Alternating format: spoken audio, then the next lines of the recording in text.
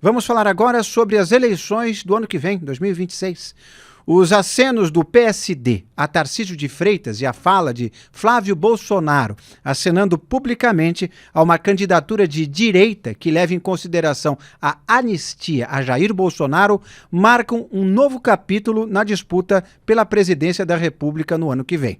É importante lembrar que o PSD faz parte da base do governo Lula, com 3 ministérios por lá. Mas, mesmo assim, intensificou a propaganda a Tarcísio de Freitas, governador de São Paulo. Vamos ver uma das inserções que abordam o trabalho do governador paulista. São Paulo avança porque tem trabalho sério acontecendo. Com o governador Tarcísio de Freitas, centenas de obras importantes estão saindo do papel para se tornar realidade. E programas inovadores estão em andamento em todo o estado. É a garantia de um presente melhor e de um futuro com ainda mais desenvolvimento e oportunidade para todos os paulistas. Governo de São Paulo e PSD, juntos, tocando São Paulo para frente. A divulgação desses vídeos, inicialmente no estado de São Paulo, ocorre menos de uma semana após integrantes do União Brasil indicarem o desembarque da base petista. Vamos relembrar o que disse o presidente do partido, Antônio Rueda, sobre a crise fiscal do governo Lula. E esse ciclo de taxação sem fim só aumenta e o Brasil real só perde. Ninguém ganha com um governo pesado, oneroso e pantagruélico. Só perde, que é incapaz de oferecer serviços mínimos que a sociedade espera e que, ao mesmo tempo, custa cada vez mais e entrega cada vez menos ao cidadão. Taxar, taxar, taxar não pode e não será nunca a saída. É preciso cortar despesas. Ao invés de ostentar luxos sustentados pelo combalido bolso dos brasileiros, o governo deveria ser o primeiro a dar exemplo de austeridade. Nosso percentual de arrecadação em relação ao PIB supera a média do G7. As maiores economias do mundo arrecadam menos e oferecem muito mais a seu povo. Se o governo não assumir sua parte e apresentar propostas reais de enxugar essa máquina pesada e pouco eficiente, nós não vamos aceitar entregar essas contas ao brasileiro. O aumento de imposto, como regra, destrói o incentivo para produzir, encarece o custo de produção, afasta investimentos e adia a criação de empregos. Imposto demais é veneno, não é remédio. Por tudo isso, os presidentes da União Progressistas e seus líderes anunciam que irão reunir as bancadas do Senado e da Câmara para decidir fechar a questão contra qualquer proposta de aumento de impostos que não venha acompanhado de uma vigorosa e crível lista de cortes e desperdícios na coluna de despesas. É preciso entender que não são duas e apenas uma coluna do orçamento, receita e despesa. Só aceitaremos examinar qualquer discussão fiscal se a coluna de despesas estiver no centro do debate. Wilson Lima, partindo da premissa que o governo Lula está encurralado já no Congresso, essa última declaração do Rueda, esses 5 anúncios, esses comerciais que o Kassab está divulgando sobre o governo Tarcísio de São Paulo, é um inequívoco sinal de desembarque ou é um acorda para o governo federal porque senão eles vão desembarcar? Existe margem para recuo? A questão, meu querido, é a seguinte: por enquanto ainda é ensaio, mas aí eu vou falar como bom músico, não é? Quem ensaia quer tocar. Banda que ensaia quer fazer show. Então, assim, esse que é o grande ponto. Ainda há uma margem ali para uma reaproximação, mas ela é muito pequena, Inácio, por uma questão muito simples. Já há uma sinalização por parte ali dos caciques desses partidos do Centrão, como PSD, Republicanos, MDB, de que eles vão querer apostar numa terceira via. Esse que é o grande ponto. O presidente Lula, ele está enfraquecido. E as pesquisas que foram divulgadas na semana passada, elas mostram exatamente isso. É um governo que caminha para uma impopularidade.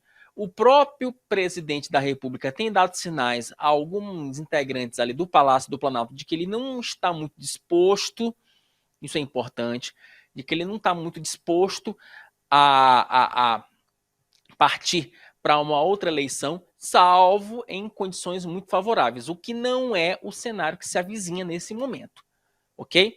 E aí você tem do outro polo o ex-presidente Jair Bolsonaro, que está cada vez mais, eu não gosto muito dessa expressão, né, mas ele está cada vez mais encalacrado com as investigações que tramitam no Supremo Tribunal Federal. Então, assim, pelo que a gente, inclusive, a gente comentou aqui no Made in Brasília, é que é muito improvável a participação do ex-presidente da República nas eleições de 2026. Eu não sei que aconteça um plot twist, mas, enfim, eu, sinceramente, nesse momento, eu não acredito nisso. E, inclusive, nós falamos isso na semana passada, que a expectativa do Supremo é concluir a ação penal envolvendo o ex-presidente da República, o Jair Bolsonaro, já em 2025. Ou seja, a ideia é já decretar a prisão do Jair Bolsonaro, caso ele venha a ser condenado, é bom que se diga isso, né, ainda em 2025. Então, imagine o seguinte cenário. Você tem um ex-presidente que está cada vez mais próximo da prisão. Um outro presidente cuja popularidade segue ladeira abaixo. Qual é a alternativa do Centrão? Opa, precisamos preparar um terreno já para oferecer ao eleitor uma alternativa. E aí essas alternativas começam a aparecer. Tarcísio de Freitas, Ronaldo Caiado, o Temer já apontou, não ele como alternativa, mas ele gostaria que o MDB também participasse dessas conversas. Então, né, em política, eu sempre falo o seguinte, os caciques de partido, eles sempre olham algo para daqui a 6, 7, 8, 9, 10 meses. Se o Kassab, ele faz uma propaganda já contemplando o Tarcísio, ele não está mirando em 2025, ele está de olho já em 26. Se o União Brasil, como o Antônio Rueda falou agora há pouco, já fala aí, olha, o governo precisa fazer a sua parte, precisa dar suas sinalizações positivas ao mercado, ele não está de olho na crise do IOF. Ele está de olho numa candidatura própria do União Brasil e como é que ele vai barganhar isso com o governo Lula. Ou seja, é um cenário muito propício para uma terceira via.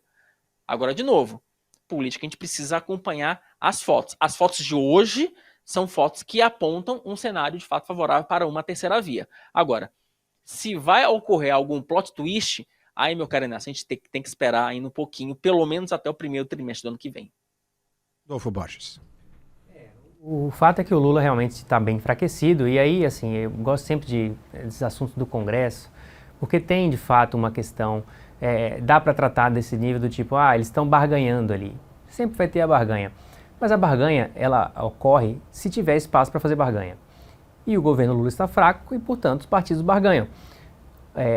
A minha perspectiva, a minha impressão sobre essa barganha é de que, de fato, estava havendo uma barganha, o deputado está sempre ali atrás de emenda, para poder fazer o seu sinal para o seu próprio eleitorado. Mas me parece que já está um pouquinho além só da barganha isso aí. É uma tentativa, de fato, de o partido ir tateando e ir se afastando do governo Lula. Porque é isso, mas os deputados eles não têm responsabilidade fiscal e tal. Isso é verdade, mas o governo Lula deu, e a gente já falou isso aqui também outras vezes, deu esse discurso não só para os seus adversários, mas também para os seus aliados, e para os membros de partidos aliados que não são exatamente aliados do governo Lula, que parece ser a maioria do Congresso Nacional. Tem muito partido aliado, tem muito ministério distribuído, mas a gente já falou isso também várias vezes aqui, os votos não vêm na mesma proporção do que seria na quantidade dos parlamentares que tem partido com o ministro do governo. Então é óbvio que esses aliados de ocasião estão aproveitando para fazer pressão. Nessa semana aconteceu também na questão do IOF. O governo tenta segurar o IOF e os parlamentares falam, olha, mais imposto a gente não quer, desde que apresentem corte de gasto também. Só que o governo Lula não está disposto, a ministra de Relações Institucionais, Gleisi Hoffmann, falou isso claramente, mais uma vez essa semana. Ela disse assim, ninguém quer botar, na entrevista que ela deu para o Valor Econômico, a mão na castanha quente. Ela falou, essa expressão que ela usou. Só que se tem alguém que tem que botar a mão na castanha quente, para usar as palavras da Gleisi Hoffmann, é o presidente da República. Um deputado, uma bancada, ela não vai levar o tiro pelo presidente, isso não existe. Assim, o governo cobrar isso, né, que foi o que a Gleisi fez para citar essa manifestação do União Progressistas, aí, né, União com o PP, que fizeram essa cobrança pública, ela falou, eles que apresentem onde corta e a gente discute. Não é assim que funciona. Quem apresenta onde tem que cortar, quem propõe corte, quem tem essa prerrogativa, essa obrigação, é o governo federal. Ele foi eleito para isso, para administrar o país. Não está conseguindo administrar. E aí tenta empurrar a conta ainda por cima para o Congresso. Nesse clima, é óbvio que os partidos aliados não vão continuar aliados do governo, ou querer continuar, porque não tem nem sequer perspectiva de poder. E aí o governo Lula veio, apresentou aí, impôs, né, um contingenciamento, porque não tem como gastar, para pelo menos fingir que está cumprindo o arcabouço fiscal, e veio com aumento de impostos para falar, olha, nós precisamos, para que não se contingencie mais, a gente precisa aumentar imposto. Aí o Congresso falou, bem, tudo bem, entregou para mim o discurso, eu vou seguir esse discurso. Pelo menos corta alguma coisa, porque senão eu não vou aumentar imposto.